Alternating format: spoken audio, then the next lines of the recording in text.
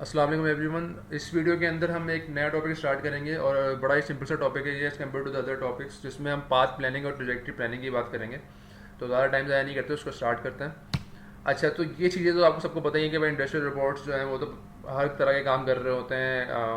They are picking place operations कर रहे हैं, दे आर असेंबलिंग ऑपरेशन चल रही हैं, लोडिंग एंड स्टैकिंग चल रही है, ऑटोमेटेड वेल्डिंग कर रही हैं। और यहाँ पे जो एक बड़ी इंपॉर्टेंट बात यह है कि जो ह्यूमन मशीन इंटरफेस जो उनका इंटरेक्शन होता है वो भी बड़ा इंपॉर्टेंट है, क्योंकि कहीं ना कहीं आपको इंसान की ज़रूरत भी पड़ती है इन तमाम जो है चीज़ों के अंदर। तो उसमें सबसे इम्पोर्टेंट बात क्या है, दो चीज़ें बड़ी इंपॉर्टेंट है। एक तो उसकी पाथ प्लानिंग और एक ट्रजेक्ट्री।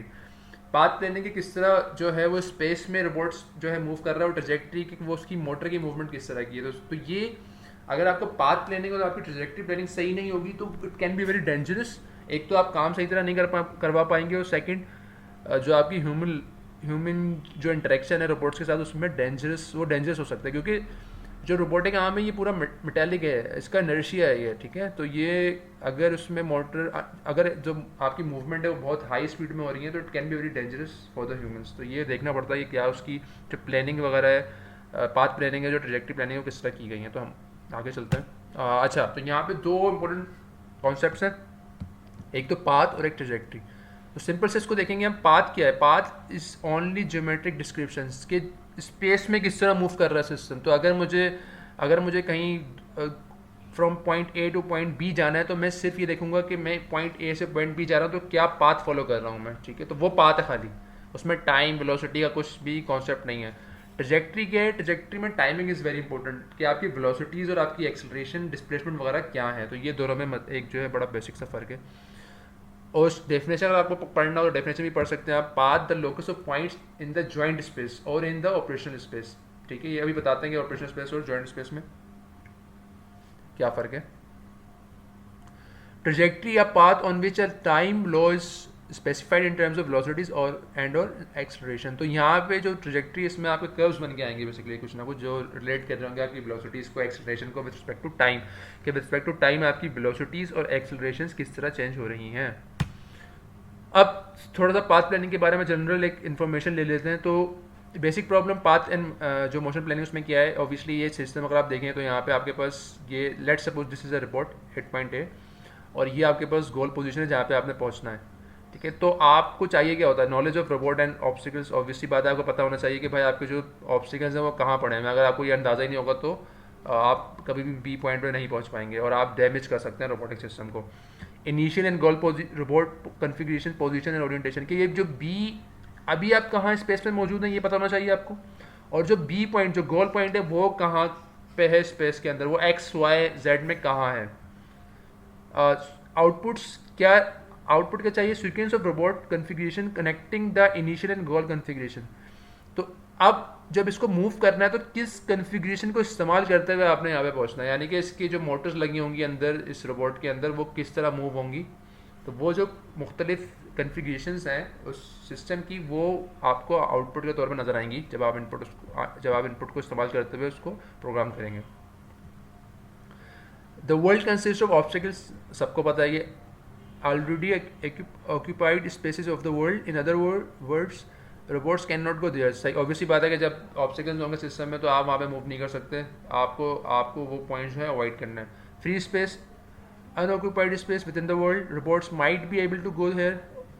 माइट क्यों आया है? क्योंकि वहाँ पे अगर फ्री स्पेस है तो वहाँ पे ये भी हो सकता है कि आप अलाउ ही नहीं हो वहाँ जाना, या फिर वहाँ पे ह्यूमन की इन्वॉल्वमेंट हो, या यहाँ वहाँ पे बाउंड्री हो ह्यूमन की और रोबोटिक सिस्टम की। तो माइट का वर्ड इसलिए इस्तेमाल किया गया, वरना तो कहीं भी जा सकता है robot. To determine where a robot can go we need to discuss what is configuration space. इस कॉन्फ़िगरेशन स्पेस आपको अगर याद हो तो हमने ये कहा था कि मुख्तलिफ जो कन्फिग्रेशन होती हैं, मुख्तलिफ मोटर्स की जो मूवमेंट होती हैं उससे एक कन्फिग्रेशन बनती है, और फिर जो कन्फिग्रेशन स्पेस है वो बहुत सारी कन्फिग्रेशन की वेक्टर्स हैं, ठीक है। तो इसको ज़्यादा डीप में नहीं जाते, बस ये समझ लें कि कन्फिग्रेशन जो इसका इंग्लिश का वर्ड है वो वही है जिसका मतलब यहाँ पे कि मुख्तलिफ एंगल्स अगर एक कंबाइंड सिस्टम बनाएंगे तो वो एक कन्फिग्रेशन कहलाएगी। फिर मैं थीटा को चेंज कर दूंगा तो दूसरी कन्फिग्रेशन बन जाएगी, और जब तमाम कन्फिग्रेशन को मैं एक वेक्टर में डाल दूंगा, एक स्पेस के अंदर डाल दूंगा तो वो कन्फिग्रेशन स्पेस बन जाएगी। तो ये हम तमाम बातें पाथ प्लानिंग के हवाले से देख रहे हैं।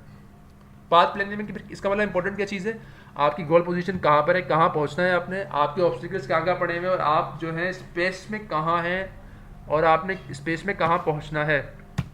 तो ये आप देखें, head towards goal, follow obstacle until you can head towards goal again continue. ठीक है, तो यहाँ पे क्या हो रहा है कि इस रोबोटिक सिस्टम जो है ये ऑपरेट हुआ है, इस स्ट्रेट पाथ में मूव किया। अब यहाँ पे आके लेट्स सपोज कि इस रोबोटिक सिस्टम में जो है अल्ट्रासोनिक सेंसर लगा हुआ है, तो उसने यहाँ पे जैसे ही इस पॉइंट पे आया एक खास डिस्टेंस पे, तो उसने देख लिया कि भाई एक ऑब्स्टिकल है। तो इसके बाद दो रास्ते होंगे, या तो ये राइट पे चला जाए या लेफ्ट पे चला जाए। तो ये राइट पे जाएगा फिर भी गोल पे पहुंच सकता है, अगर ये लेफ्ट पे जाएगा तो भी ये गोल पोजीशन में पहुंच सकता है। तो ये जो आपकी मूवमेंट है ये पाथ है, इसमें कहीं टाइम, वेलोसिटी, एक्सेलरेशन कहीं जिक्र नहीं हो रहा, सिर्फ ये स्पेस में किस तरह मूव कर रही है वो चीज़, वो पाथ कहलाएगा। ठीक है, और ये हम पाथ प्लानिंग में ज़्यादा डीप में नहीं जाएंगे पाथ प्लानिंग में, क्योंकि अब जो सिस्टम आपके आ गए उसमें जो आपके सेंसर्स होते हैं, विजन सेंसर्स या अल्ट्रासोनिक सेंसर्स, वो बड़े अच्छे हैं। तो आप जो है उसको फीडबैक के तौर पर लेते हैं, यानी कि जहाँ भी आपको कोई चीज़, कोई ऑब्स्टेकल नज़र आए, ऑब्स्टेकल जो है वो आप रोबोट को नज़र आएगा तो वो आप उसको कैमरा में देख सकते हैं,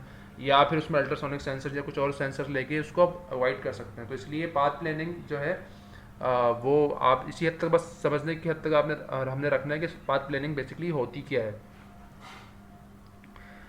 अच्छा, अब आगे चलते हैं और हम ट्रैजेक्टरी प्लानिंग की बात करते हैं। तो ट्रैजेक्टरी प्लानिंग में अब हम थोड़ा डीप जाएंगे, कुछ सवाल भी करेंगे एक आध इसमें। तो समझ लेते हैं कॉन्सेप्ट क्या है, गोल क्या है। To generate the reference inputs to the motion control system which ensures that the manipulator executes the plan trajectory. Trajectory से मुराद क्या है कि आपके theta with respect to time किस तरह चेंज हो रहा है। थीटा इन सेंस कि आपकी जो मोटर का थीटा है वो किस तरह चेंज हो रहा है विद रिस्पेक्ट टू टाइम। तो यहाँ पे अगर सिस्टम को देखना चाहें आप, तो यहाँ पे हो क्या रहा है, this is your motion control system, और वो फिर टॉक और जो है वो इनपुट दे रहा है रोबोट को, एंड देन जो है ये ट्रैजेक्टरी प्लानिंग सिस्टम। तो ट्रैजेक्टरी प्लानिंग सिस्टम ने एक ट्रैजेक्टरी डिफाइन करके दे दी भाई मोशन कंट्रोल सिस्टम को, कि इस जो पाथ, जो आपका जो ट्रैजेक्टरी है, इस पर आपने मूव करना है।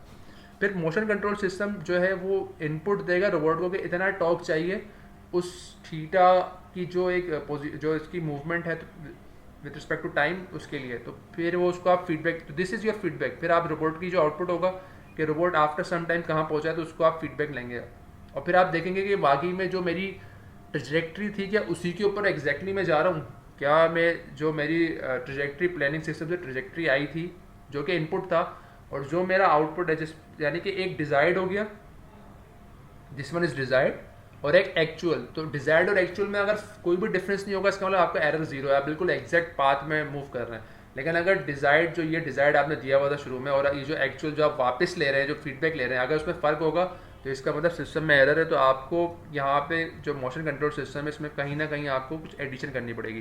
ये बिल्कुल ऐसा ही है जैसे आप जहाज़ उड़ाते हैं, जब ऑटो पायलट में जहाज़ उड़ता है तो वो उसमें एक पाथ डिफाइन होता है, जैसे ही वो उस पाथ से इनहराफ करेगा जहाज़ आपका, तो इसका मतलब एरर आ गया। तो वो एरर जो है वो फीडबैक जाएगा वापस, और ऑब्वियसली आप उस पाथ को चेंज कर सकते हैं बाय चेंजिंग द एलिरॉन्स और रडर्स वगैरह जो भी है। तो वो जो सिस्टम है वो फीडबैक सिस्टम। फीडबैक क्या मुराद, कि आप कोई भी सेंसर से वापस फीडबैक ले रहे हैं और ये कंटिन्यूस कर रहे हैं आप इन टर्म्स ऑफ फ्रीक्वेंसी। कि अगर लेट सपोज अगर आपका कंट्रोल सिस्टम 500 हर्ट्ज पे काम कर रहा है, तो इसका मतलब 500 साइकिल्स पर सेकेंड, 500 बार वो घूम रहा है, 500 बार वो सेंसर से डेटा ले रहा है इन अ सेकेंड। तो ये हाई फ्रिक्वेंसी कहलाती है।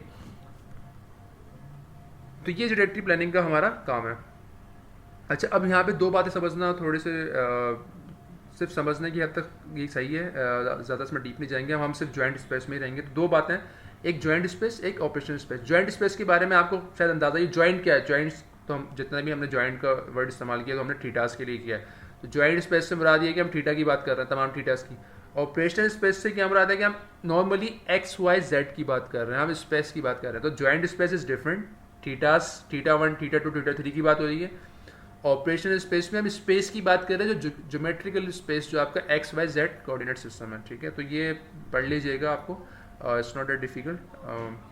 ठीक है, अच्छा अब हम आगे चलते हैं और थोड़ा देख लेते हैं कि ऑपरेशनल स्पेस जो है उसमें ऑब्वियसली कुछ एडवांटेजेस हैं आपके पास, कुछ डिसएडवांटेजेस हैं। ऑपरेशनल स्पेस में अगेन एक्स वाई जेड की बात कर रहे हैं हम। ठीक है, तो क्योंकि एक्स वाई जेड पता है, आपको थीटा नहीं पता, तो इसका मतलब आपको इन्वर्स काइनेमेटिक्स इस्तेमाल करनी पड़ेगी। आपको एक्स वाई जेड को थीटा में लाना पड़ेगा, क्योंकि आपने जो इनपुट देना है तो मोटर को देना है, आपने एक्स वाई जेड को तो इनपुट नहीं देना।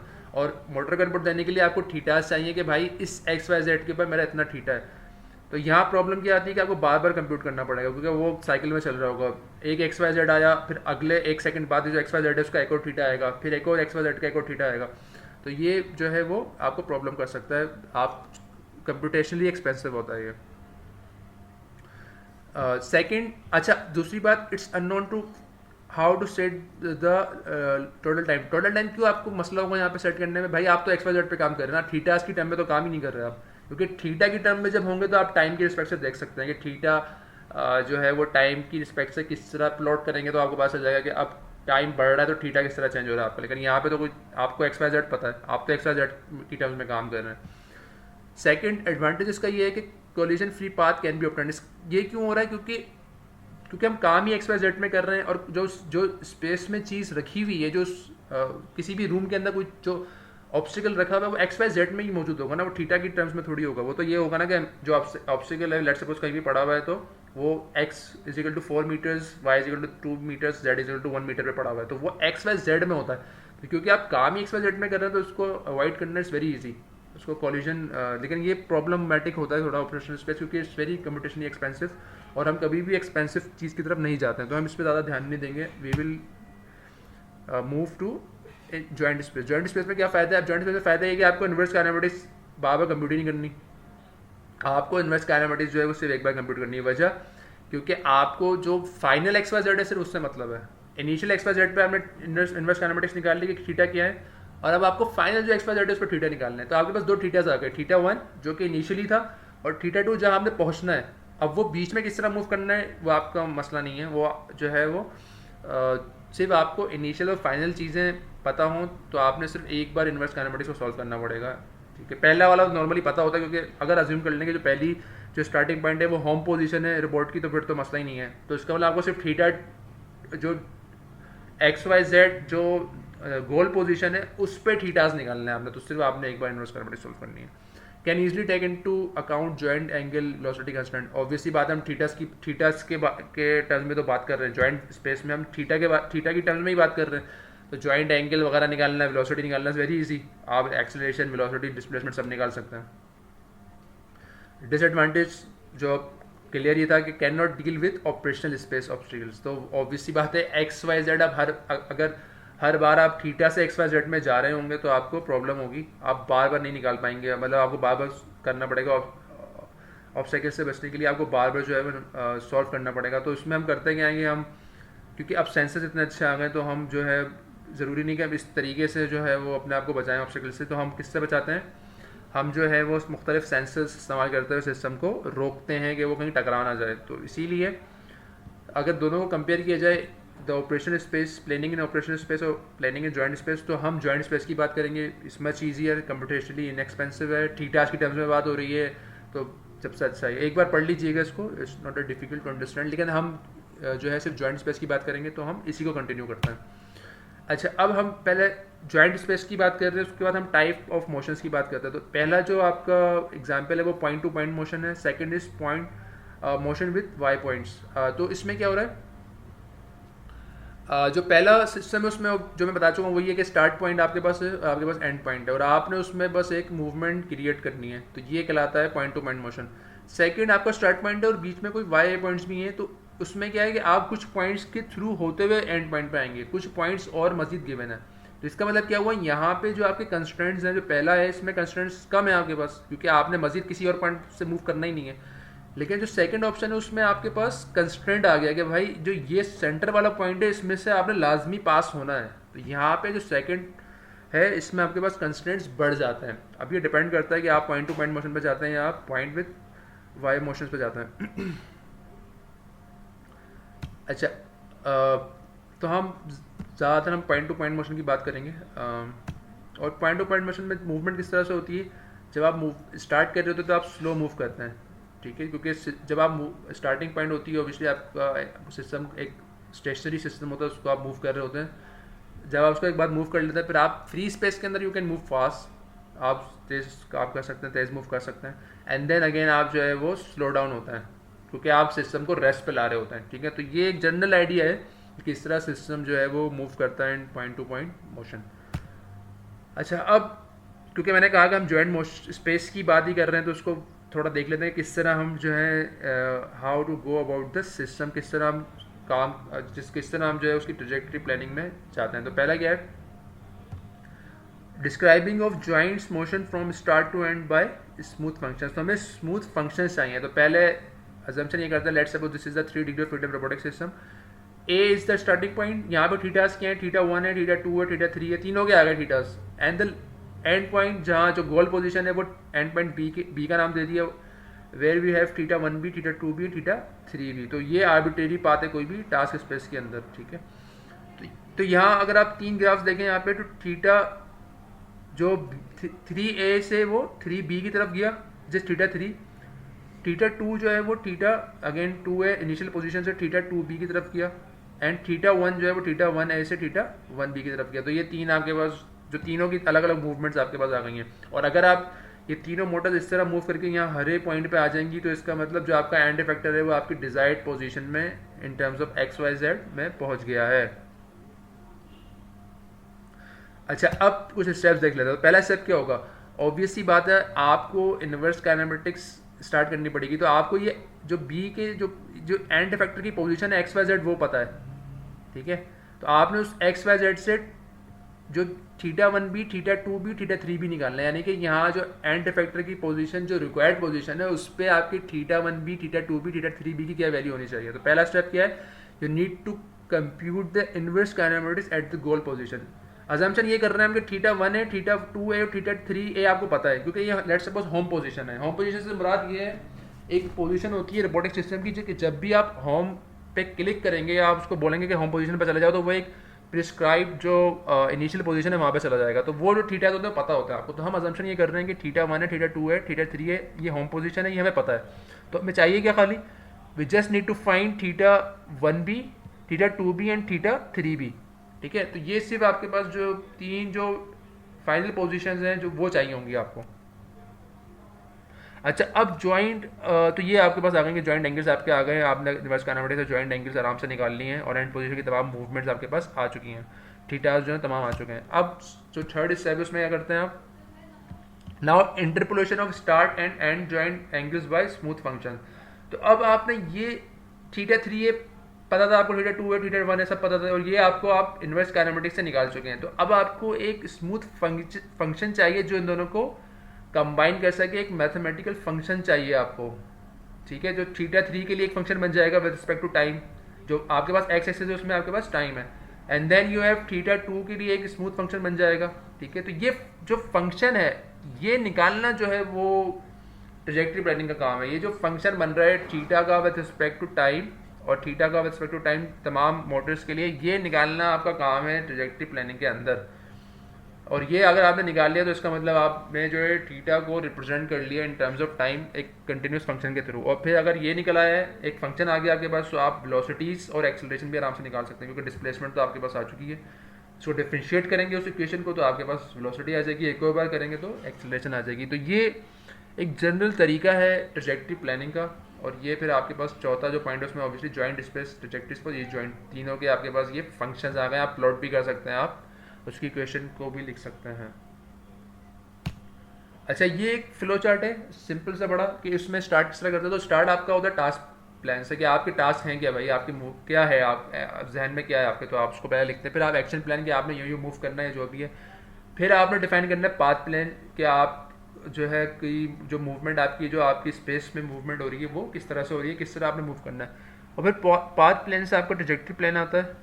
ट्रेजेक्टरी प्लान जो है वो फिर पाथ स्पेसिफिकेशन, ट्रेजेक्टरी प्लानर, मुख्तलिफ चीज़ें हैं। Either you can work in joint space और कार्टेशियन स्पेस, तो हमें पता है कि हम जॉइंट स्पेस में ही बात कर रहे हैं। फिर आपने पाथ के कंस्ट्रेंट्स भी देखने होते हैं कि अगर आप लेट सपोज जो आप ट्रेजेक्टरी जो आप बनाना चाह रहे हैं उसमें कोई जो है कंस्ट्रेंट तो नहीं आ रहा पाथ की तरफ से। तो ये एक जनरल सा एक फ्लो चार्ट है। और ये जो चीज़ है ये फीडबैक है जो मैं बता चुका हूँ कि कंट्रोलर जो है कोई भी कंट्रोलर, जैसे आपका जो आपका माइंड है वो आपका कंट्रोलर है, तो यहाँ पे भी हर रोबोटिक सिस्टम के लिए कंट्रोलर दरकार होता है। जैसे CPU आपका जो है वो होता है कंप्यूटर के लिए।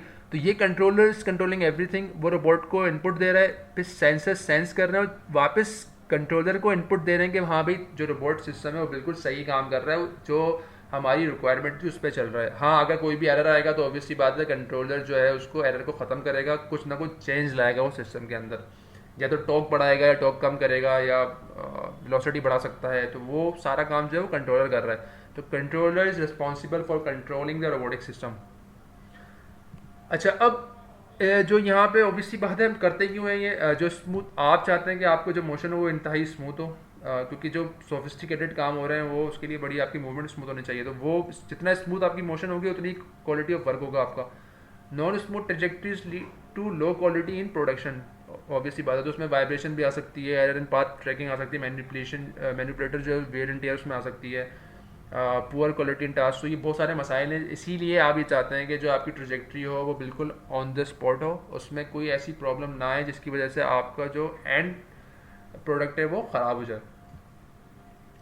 तो अब यहाँ पे हम ये देखते हैं कि जो trajectories for point to point motion है, इसका एक एग्जांपल मैं कैसे कर लेते हैं कि उसमें, अच्छा हाँ ये सिर्फ देख लेते हैं कि एक इसका एग्जांपल देख लेते हैं, फिर इसको हम यहाँ पे एंड करेंगे। तो यहाँ पे हम ये देख रहे हैं कि जो trajectories for point to point motion की बात कर रहे हैं, यानी कि हमें स्टार्टिंग पॉइंट पता है और इनिशियल पॉइंट पता है, तो करते क्या है ये आप सब पता चल गया कि द प्रॉब्लम है is to find a trajectory that connects an initial to a final configuration while satisfying other specified constraints at the end point, यानी कि वेलोसिटीज जो कुछ ना कुछ कंस्ट्रेंट्स होंगे आपके पास कि भाई वेलोसिटी इससे ज़्यादा नहीं होनी चाहिए, एक्सेलरेशन ये होनी चाहिए कि स्टार्टिंग वेलोसिटी जीरो होनी चाहिए तो फाइनल वेलोसिटी भी जीरो होनी चाहिए। तो ये कंस्ट्रेंट्स हैं आपके पास। अगर इसको आप समझना चाहें तो क्या मतलब है इसका, क्यू का मतलब एंगल्स की बात हो रही है, तो क्यू का मतलब एंगल्स हैं, क्यू डॉट इज वेलोसिटी और Q double dot is the acceleration. तो ये कंस्ट्रेंट्स है आपके कि आप जो स्टार्टिंग डिस्प्लेसमेंट है वो क्यू नॉट है आपकी, जो स्टार्टिंग आपके पास एंगल है वो क्यू, और जो फाइनल एंगल है वो क्यू एफ है। सिमिलरली जो स्टार्टिंग वेलोसिटी है वो वी नॉट है एंड देन वी एफ है जो फाइनल वेलोसिटी, और फिर एक्सेलरेशन भी है। तो अब आगे चलते हैं और देखते हैं कि एग्जैक्टली क्या करना चाहते हैं हम। तो पहला जो है वो है क्यूबिक पॉलिनोमियल ट्रेजेक्टरीज। नाउ आपने ये पाथ डिफाइन करना है, ये आपने पाथ, मुझे इस पाथ की मैथमेटिकल फॉर्मुलेशन चाहिए, ठीक है। तो आपके ऊपर डिपेंड करता है कि आप किस पॉलिनोमियल में जाते हैं, क्या आप इसको क्वाड्रेटिक मान रहे हैं या आप इसको क्यूबिक मान रहे हैं या आप इसको क्विंटिक मान रहे हैं या मजीद आप डिग्रीज बढ़ा रहे हैं पॉलिनोमियल की। जितनी डिग्रीज आप बढ़ाएंगे उतना ये फंक्शन स्मूथ होगा, ठीक है, उतना ही फंक्शन ये स्मूथ होगा।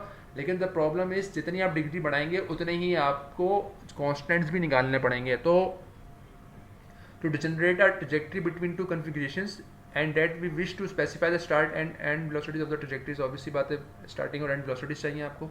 तो अगर मैं क्यूबिक की बात करूँ तो this is your a general equation of cubic polynomial, जिसमें आपके पास जो पावर आ रही है क्यूब तक जा रही है। अब यू कैन ईजिली सी कि यहाँ पे आपके पास चार कॉन्स्टेंट्स हैं, a nought, a one, a two, a three. तो ये आपको क्यू टी यानी कि जो डिस्प्लेसमेंट जो थीटा है, क्यू इज थीटा, इसको टोटल डिफाइन करने के लिए, टोटली डिफाइन करने के ताकि आप इसको प्लॉट कर सकें, you need to find a nought, a one, a two, a three. तो आपको तमाम जो a one, a two, a three और ए नॉट है ये निकालने पड़ेंगे। तो आपके पास कितने अननोन हो गए, यहाँ पे चार अननोन हो गए।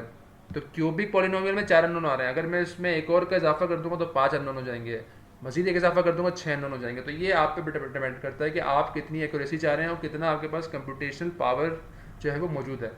अब इसको अगर मैं डिफरेंशिएट कर दूँ तो ऑब्वियसली वो वेलोसिटी बन जाएगी, और फिर अगर मैं इसको क्यू नोट करना चाहूँ यानी कि इनिशियल डिस्प्लेसमेंट क्या है, तो वो जब क्यू नोट डालूंगा, क्यू नोट का मतलब है कि इनिशियल स्टार्टिंग पॉइंट, तो वहाँ पे टाइम क्या होगा, टाइम जीरो होगा, टी नोट है बेसिकली। टी नोट का मतलब जो स्टार्टिंग पॉइंट है, जीरो भी हो सकता है कुछ और भी हो सकता है, एंड वी नोट हो गया initial velocity, Q F is the final angle, V F is the final velocity. तो ये आप इसमें आराम से डिफ्रेंशिएट करके आप तमाम ये चारों चीज़ें निकाल सकते हैं। अच्छा अब एक और तरीका ये होता है कि आप इसको मैट्रिक्स की फॉर्म में लिख दें। इसका फ़ायदा ये होता है कि ये मैट्रिक्स की फॉर्म में आपको लिखना आता है। मैट्रिक्स का फ़ायदा ये होता है कि आप उसको जो मैटलैब है उसमें आराम से सॉल्व कर सकते हैं, लेकिन हम इस पर नहीं जाएंगे। अगर किसी को मैटलैब पर ट्राई करना है तो बड़ा आराम से वो इसको सॉल्व कर सकते हैं, यानी कि तमाम जो कॉन्स्टेंट्स हैं ये निकाल सकते हैं आप, अगर आपको इनिशियल कंस्टेंट्स पता हो। क्योंकि देखें इसमें ये बात का ख्याल रखें कि मुझे चार अननोन है, चार कॉन्स्टेंट्स निकालने हैं, तो इसका मतलब मुझे चार बाउंड्री कंडीशन चाहिए होंगी।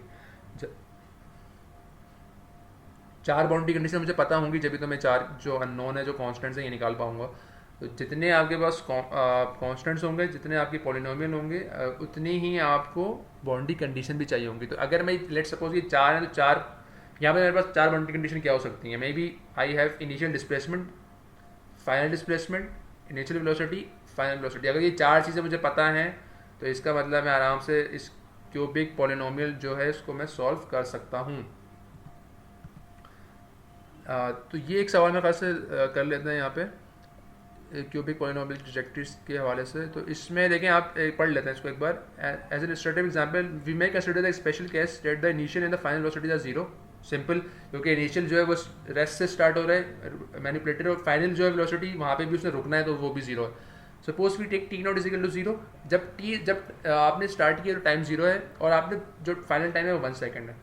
वी नॉट जीरो हो गया, वी एफ जीरो हो गया जो आपको पता ही है, और 4 आपके पास जो कंस्टेंट्स आ गए यहाँ पे, इनिशियल वेलोसिटीज़, फाइनल वेलोसिटीज़ आ गई हैं आपकी, और ये आपके पास जो है अब आपने तमाम जो चीज़ें हैं वो कंस्टेंट्स में डालनी है। तो ये सिर्फ बना के दिखाया हुआ है कि इसमें डिस्प्लेसमेंट नहीं गिवन है, डिस्प्लेसमेंट भी गिवन होनी चाहिए थी यहाँ पे, वो भी 2 कंस्टेंट है। टाइम कंस्टेंट नहीं है यहाँ पे आपके पास जो है वो, आपको यहाँ पे डिस्प्लेसमेंट की भी रिक्वायरमेंट है। तो बेसिकली ये देख सकते हैं आप, ये सिर्फ समझाने के लिए। ये एंगल है क्योंकि क्यूबिक है, तो this one is a cubic function. जो है एंगल है वो तो क्यूबिक में आ गया आपका। डिफ्रेंशिएट करेंगे एक बार तो क्या बन जाएगा? क्वाड्रेटिक बन जाएगा। तो वेलोसिटी बन गई, वेलोसिटी की इक्वेशन आ गई। एक और बार डिफ्रेंशिएट करेंगे तो आपके पास एक्सेलरेशन बन जाएगी, लीनियर बन गई। तो ये आपके पास 3 आपके पास जो मुख्तलिफ कर्व्स थे डिस्प्लेसमेंट के, वेलोसिटी के और एक्सेलरेशन के, वो तीनों आ गए यहाँ पे। तो यहाँ पे जो है वो आई थिंक हम एक सवाल यहाँ पे कर लेते हैं ताकि ये तमाम चीज़ें एक बार गो थ्रू हो जाएँ। A single link robot with a rotary joint is motionless at 15 degree. तो 15 डिग्री क्या हो गया? इनिशियल आपके पास जो थीटा है वो आ गया। आई थिंक इसको 10 होना चाहिए था, शुड बी 10 डिग्री, क्योंकि हम 10 से 100 डिग्री पे जा रहे हैं। It is desired to move the joint in a smooth manner from 10 degrees to 100 degrees in 6 second. तो क्या हो गया? आपके पास इनिशियल डिस्प्लेसमेंट आ गई, फाइनल डिस्प्लेसमेंट आ गई, थीटाज आ गई, और आपके पास टाइम आ गया कि टोटल टाइम कितना है, कितने टाइम में आपने 10 से 100 डिग्रीज पे जाना है। Find the coefficient of a cubic polynomial that accomplish this motion and brings the manipulator to rest at the goal. Plot the position, velocity and acceleration of the joint as a function of time. तो 2 constraints क्या आ गई? Theta naught पता है आपको और theta F पता है, and आपको वेलोसिटी भी पता है, यानी कि आपने रेस्ट से start. Find the coefficient of cubic polynomial that incorporates this motion and brings the manipulator to rest at the goal. तो आपने रेस्ट से ही स्टार्ट करना है और रेस्ट पे जाना है। तो इसका मतलब दोनों वेलोसिटीज जो वी नॉट है और वी एफ है वो दोनों जीरो होंगी, और ये आपके पास जनरल इक्वेशन है। ठीक है, तो आप करेंगे क्या? अब आपने मुख्तलिफ बाउंड्री, ये मैंने सॉल्व किया हुआ यहाँ पे, बड़ा सिंपल सा इसको है। तो ये आपने क्यू ऑफ टी ले लिया, जो कंडीशन थी तमाम लिख दी हैं। तो अगर मैं सिंपल सी कंडीशन डालूँ पहली वाली कि जो वेलोसिटी वाली कंडीशन डालनी, अगर आपने वेलोसिटी वाली कंडीशन डालनी तो आपको इसको डिफ्रेंशिएट करना पड़ेगा। तो यहाँ पे ये डिफ्रेंशिएट हुआ है एक बार, ये क्यू डॉट जो है ये वेलोसिटी बन गई है। अब अगर ये इक्वेशन को मैं देखूँ तो टाइम जीरो के ऊपर वेलोसिटी जीरो है, तो टाइम अगर मैं जीरो डाल दूँ यहाँ सब में, और तो क्यू डॉट भी वहाँ पे जीरो है क्योंकि वेलोसिटी जीरो है, तो आपके पास a1 का आंसर आ जाएगा, यानी कि a1 इज जीरो। एक आंसर ये आ गया। फॉर द अदर, जब आपके पास जो है वो टाइम जीरो है, ये भी zero, this one is zero, this one is zero, और थीटा जो है वो आपके पास स्टार्टिंग में थीटा क्या है? 10 है। ठीक है, ये 15 गलत लिखा हुआ है, यहाँ पे मैं 10 कर दूंगा इसको। तो स्टार्टिंग में आपके पास जो थीटा है वो 10 है, तो आप यहाँ 10 डालेंगे और आप टी में तमाम जीरो डाल देंगे, तो इसका मतलब आपके पास जो ए नोट आएगा वो 10 आ जाएगा। तो आपने 2 कॉन्स्टेंट यहाँ पे निकालनी है। For the other 2 constants you have other 2 equations as well. आपके पास 2 और कॉन्स्टेंट्स हैं। एक टी, जब time is equal to 6 second पे वी एफ जीरो है, और time is equal to 6 second पे थीटा एफ 100 है। तो आप एक वेलोसिटी से आपके पास एक इक्वेशन आएगी जिसमें a2 और a3 अननोन होंगे। सिमिलरली एक आपके पास इक्वेशन जो है वो डिस्प्लेसमेंट से आएगी, जहाँ पे अगेन a2 और a3 अननोन होंगे। दोनों को आप साइमल्टेनियसली सॉल्व करेंगे तो आपके पास a2 की वैल्यू आ जाएगी विच इज 7.5, और a3 की वैल्यू आ जाएगी। नाउ आपने जो ये पॉलिनोमियल सॉल्व कर लिया, आपने तमाम कॉन्स्टेंट्स आप निकाल चुके हैं, आपके पास a note, a1, a2, a3 जो चारों की वैल्यू है वो आ चुकी है। तो अब आप ये तमाम जब जो कॉन्स्टेंट्स हैं वापस इसमें डालेंगे तो आपके पास इस मूवमेंट का पूरा जो थीटा की टर्म्स में जो आपके पास फंक्शन था वो आ जाएगा, जो कि यहाँ पे गिवन है। ये जो आपके पास फंक्शन है ये क्यू टी है इस मोशन के लिए। इस मोशन के लिए आपके पास थीटा टी आ गया है, क्यू टी आ गया है। ठीक है, अब नेक्स्ट स्टेप क्या होता है, इसको आप डिफरेंशिएट करेंगे तो आपके वेलोसिटी भी आ जाएगी, तो ये आपके पास वेलोसिटी टर्म आ गई। इसको एक बार मजीद डिफरेंशिएट कर देंगे तो आपके पास एक्सेलरेशन आ जाएगी, तो it's very easy to find. अब नेक्स्ट स्टेप ये कि आपने इसको प्लॉट करना है, तो प्लॉट कैसे करेंगे हम, यहाँ पे प्लॉट करने का भी देख लेते हैं। देखें ये जो डिस्प्लेसमेंट जो थीटा था वो तो हमारा क्यूबिक था, क्यूबिक से स्टार्ट किया था हमने, तो 10 is the starting point, 100 is the end point, तो ऑब्वियसली क्यूबिक है तो वो क्यूबिक इसका जो फंक्शन है वो पता होना चाहिए किस तरह मूव करेगा, तो नॉर्मली वो इस तरह से आपको कुछ क्यूबिक इस तरह से बनता है, तो ये आपने क्यूबिक बना दिया। इसमें मजीद कुछ और करने की जरूरत नहीं है, आपको स्टार्टिंग थीटा पता हो एंड थीटा पता हो तो आप दोनों कंबाइन कर देंगे, बट यू मस्ट नो कि क्यूबिक आपने इसको स्ट्रेट नहीं मिलाना है because not a linear curve, it's a cubic curve. अच्छा अब सेकंड वाले में क्या होगा, वेलोसिटी बन गई है, तो टाइम जीरो पे वेलोसिटी जीरो थी, टाइम 6 सेकंड पे वेलोसिटी अगेन जीरो हुई है, तो ये 2 पॉइंट्स तो मिल गए। और ये हमें पता है कि ये जो कर्व है it must be a quadratic, क्योंकि क्यूबिक था उसको डिफरेंशिएट किया क्यूबिक क्वाड्रेटिक बन गया। अब सिर्फ इसमें एक पॉइंट ये निकालना है कि ये जो पॉइंट है जहाँ पीक आ रही है वो कहाँ है, तो उसके लिए आप ऑब्वियसली वेलोसिटी की बात कर रहे हैं तो वेलोसिटी का फंक्शन ये रहा, तो क्या कैसे निकालेंगे पीक, इट्स वेरी इजी, आपने इसको डिफरेंशिएट करना है, क्योंकि यहाँ पे जो पीक है यहाँ पे सिस्टम का स्लोप क्या है, जीरो है, और स्लोप किस तरह निकालते हैं, डिफरेंशिएट करते हैं, तो आप उसको जो क्यू डॉट की जो फंक्शन है इसको आप डिफरेंशिएट करेंगे और जीरो पुट करेंगे, तो वहाँ से जो भी टाइम आएगा उस टाइम के ऊपर ये पीक आएगी। तो आपको बस अब 3 चीज़ें मिल गई, आपको मिल गया पहला पॉइंट, लास्ट पॉइंट और मिड पॉइंट जहाँ पे पीक आ रहा है, और मुझे पता है जो क्वाड्रेटिक है वो फंक्शन जो है वो थोड़ा सा कर्व होता है, तो आराम से आप इसको यू बना सकते हैं। तो ये क्वाड्रेटिक फंक्शन आपका बन गया है वेलोसिटी का। अब अगर आपने एक्सेलरेशन निकालनी है तो मुझे इसको एक बार और डिफरेंशिएट करना है, तो अगर मैं इसको डिफरेंशिएट एक बार और करता हूँ तो क्या बचेगा, ये 15 माइनस 5t, तो इसको भी आप बड़े आराम से प्लॉट कर सकते हैं। और ऑब्वियस सी बात है कि अगर आप अभी जो टी स्क्वायर इसमें आ रहा है, जब इसको आप एक्सेलरेशन बनाएंगे तो जो ये जो क्वाड्रेटिक है ये कन्वर्ट हो जाएगा लीनियर में, तो आपके पास जो एक्सेलरेशन आएगी वो इन टर्म्स ऑफ लीनियर एक सीधी लाइन आनी चाहिए जिस तरह ये लाइन आ रही है, ठीक है। तो ये आपके पास एक तरीका है, कॉन्सेप्ट है कि किस तरह से आप डिस्प्लेसमेंट पहले एक जो है वो स्टार्ट करते हैं कि क्या फंक्शन आप उस मूवमेंट पे लगाना चाह रहे हैं, क्यूबिक लगाना चाह रहे हैं, क्वांटिक लगाना चाह रहे हैं, या कितने डिग्री ऑफ पॉलिनोमियल आप चाह रहे हैं। तो यहाँ पे हम चाह रहे थे कि जो पॉलिनोमियल की डिग्री है वो 3 हो, तो हमने वो इस्तेमाल किया, जो आपके पास कंस्ट्रेंट्स थे उससे तमाम आपने A0 A1 A2 A3 निकाले, उसको बस दोबारा पुट किया इस इक्वेशन के अंदर, और फिर आप आराम से उसको प्लॉट कर सकते हैं। सिर्फ वेलोसिटी या एक्सेलरेशन में आपको रिक्वायरमेंट होगी कोई ना कोई बीच के पॉइंट की, तो वो आप पॉइंट आराम से निकाल सकते हैं, क्योंकि वो पीक पॉइंट जो है वो आपका डिफरेंशियल जो होगा वहाँ से आप निकाल सकते हैं, उसको डिफरेंशियल निकालेंगे तो जीरो रख देंगे, वहाँ से टाइम आ जाएगा आपके पास। तो ये यहाँ पे आई थिंक हम सिस्टम जो इस लेक्चर को एंड करते हैं, और hopefully I will see you guys in the next class, next lecture में आपसे मुलाकात होती है। जब तक अल्लाह हाफिज़, टेक केयर।